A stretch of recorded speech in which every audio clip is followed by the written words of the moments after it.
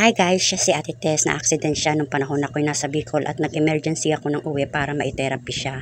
Ito ang kanyang result sa kanyang x-ray. Medyo nagkaroon ng problema sa kanyang x-ray, sa kanyang ribs. Kasi connected po yung kamay mo dyan sa na-fracture sa'yo, na thoracic, sa rib cage mo. Kaya ayan, hanggat hindi gumagaling yung fracture mo dyan sa ribs mo, ang movement ng iyong kamay ay hindi, kasi gumanda kasi ang daloy. Gumanda yung ng flow. O, diba? Hindi grand. Kasi si Marna, sila ni Ilna, yung mga nila dito, kung maganyanan kami. Sa kanila kasi na ito yung parang tapos yung lalabas yung mga nila ba? Yung mga ugat-ugat. Oo, samantala ako alam mo kung tutusin, mas marami akong trabaho Kasi nung nasa, ako ba, diba? San Hong Kong ako, taon ako, 17 years ako sa parlor. O dapat nga, diba, may ito. Kasi magupit ka. Dati, nung una kitang hinawakan, yung edad mo 50, mahigit. Ilang taon ba kita unang tinerapy? 56 na yun, kasi nung ako 55 ako Nung unang-una kitang hinawakan, meron ka mga ugat-ugat dyan sa kamay. Oo, kasi siyempre noon, talagang pasmado ka pa. Pasmado ako. Kasi ang mga dito ko noon, diba, gaganyan. Oo, mga balok-balok pa. Ano ko pa rin, andyan pa. Ayun, oo. Ito yung isang nadulas ka? Parang na ganyan yun Oo, yung lumabas. Sa e-bike? Kasama ba yan? Oo, talaga ito Ang dami nitong fracture, ano? Malaki ito, Bern. Ito, naglaki ito.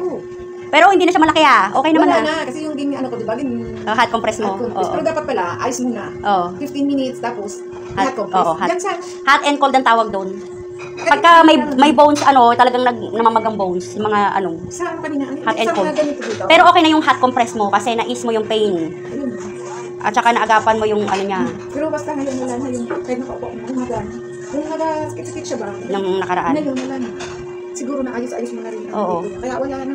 Kung hindi ka nagpa-x-ray, hindi ko makikita yung tamang posisyon ng rib mo. Kasi talagang fracture talaga siya. Kaya iiwasan mo talaga na, pag nagkataon. Talaga. Love yourself. In chest. Yung nakatulong talaga doon. Oo. Chest, correct. Correct ang lola nyo.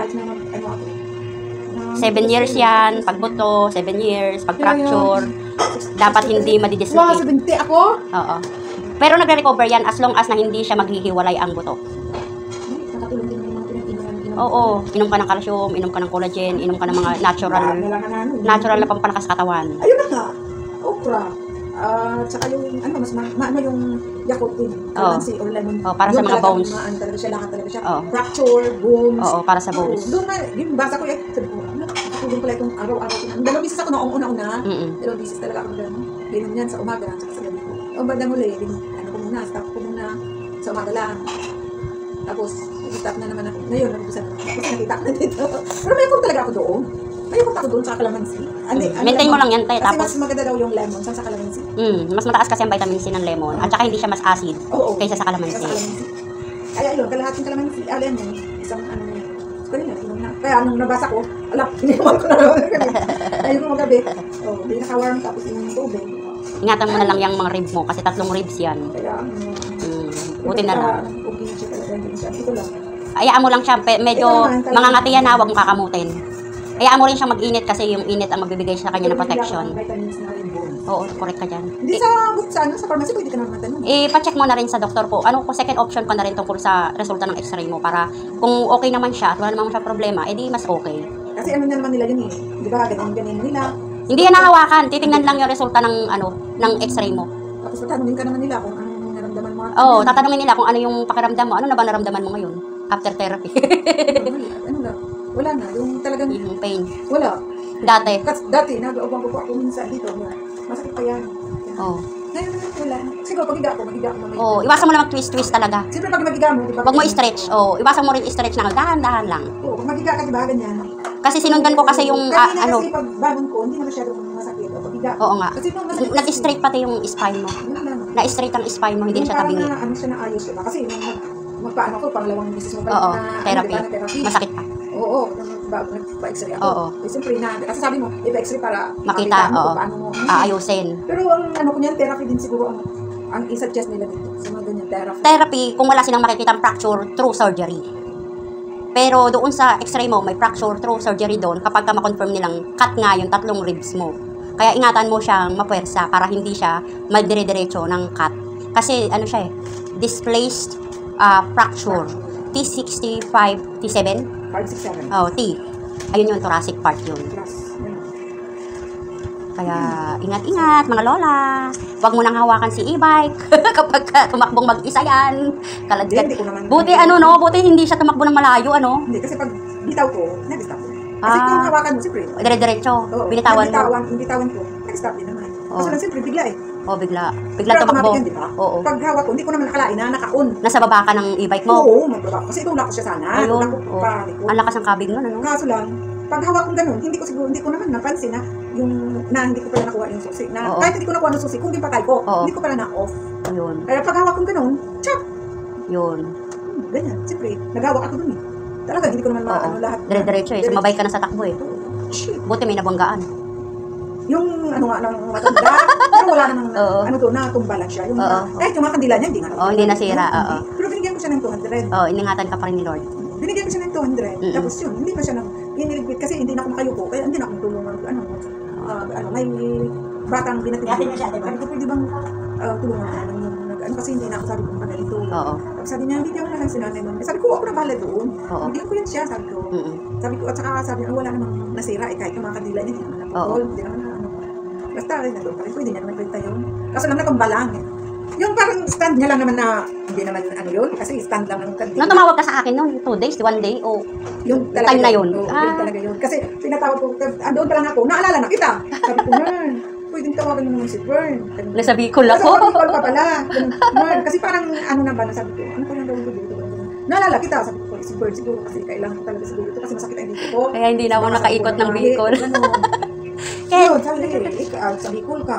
Tsaka hindi naman siya, dahil dito siya, parang nabangga lang. Baga. Tapos, gate. Walang tao eh. Wala naman sasakyan marami. Kasi sarado, di ba? Simahan ng gate. Isa lang nakabukas eh. Ang ito dito. Dito ako Ano ko nagpa-park? Dito sana ako nagpa-park. May sasakyan niya. Oo. Tapos akong Sabi yung masabi. sakyan. Kaya sabi ko, nagbaba ako. Sabi ko, itulak ko na lang patas ko noon. Kasi pinatras ko. Tapos sabi ko, itulak ko na lang pag hindi ko maalam kung bakit hindi ko na ano na ituloy yung susi. Ituloy mag-albaba. Nakalimutan mo. Yung susi.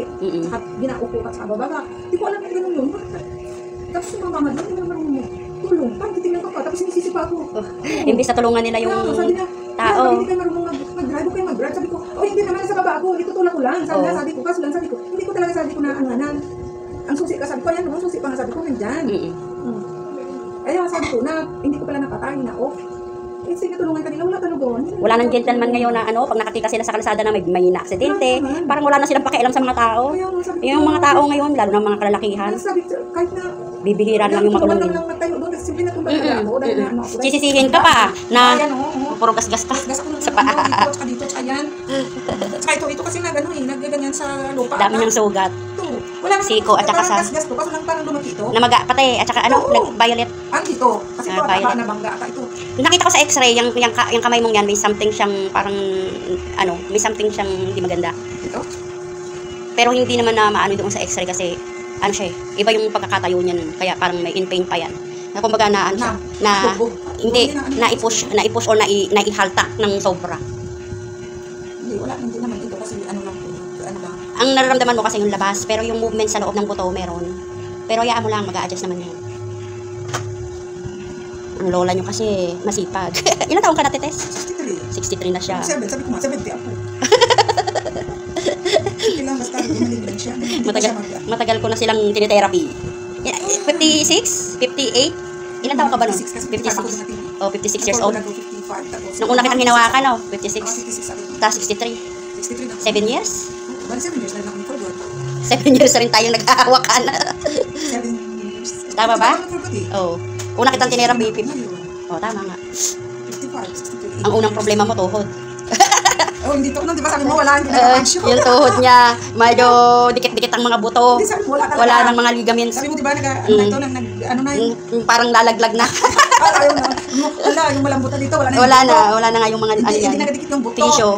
Nakaangat na yung nikap. Sabi mo, hindi na nakaano yung mga Ngayon, buto. dikit na, no?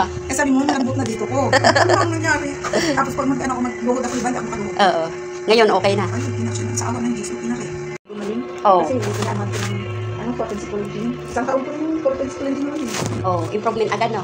Basta tinitherapy ng maayos, sabi yung maayos. Maganda na nga yung tuhod mo. Wala Improve na, na. kahit magluhod ako lang. Hindi na masakit. Noon, nagaan pa ito. Ba, sakit-sakit ito. Wala na. Wala na yung mga sakit mo.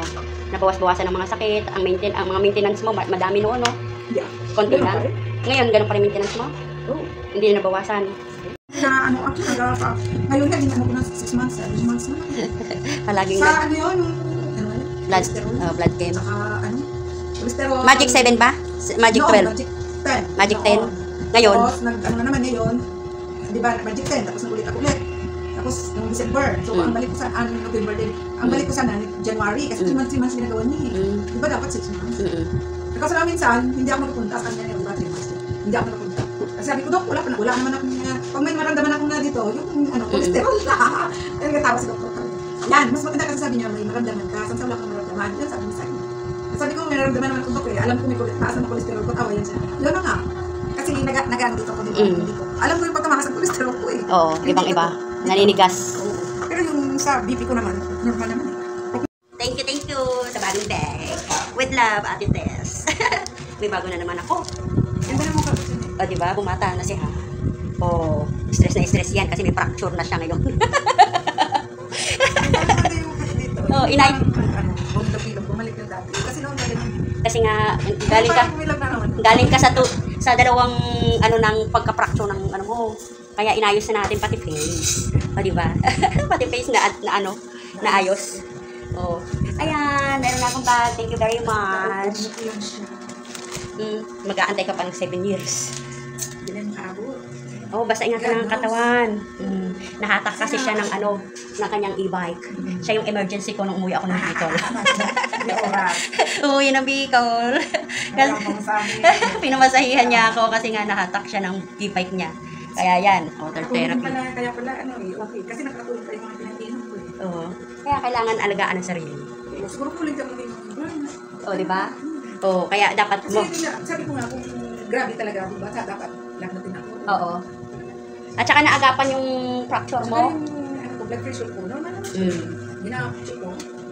Pumasok kasi yung kanyang tatlong ribs sa ilalim ng dede. Tapos, mayroong fracture. Pero hindi naman Fracture siya siya. kasi, hindi na nilagnat. Thoracic. Dahil ang nakasulat dito, pag yung talagang grabe na pag-fracture, nilalagnat ka. Lalagnatin talaga kasi infected. At Oo. saka, ano, hindi maganda yung ano. Walang lagnat. Naagapan lang. Ay, gusto bigyan kita lagnat. Ano? Bigyan daw ng lagnat ng kapatid. Mga inaalagaan kong senior. Gusto na bigyan natin ng lagnat. Ayaw daw. Ay, hindi pa pala to Ay, senior. senior ba? Ayun pa pala ang senior, oh. Senior ba? Senior ka na ba? Senior ba? Oh, tingnan nyo nga kung mukhang, Senior ba? kung, Senior na ba? kung mukhang senior, ako pa mukhang senior niyan eh. Oh. Senior ba ako? Walaan nyo ko ilang Oo, edad. Senior ba? May puti lang. Kaso lang, ginakulay-kulayan nila.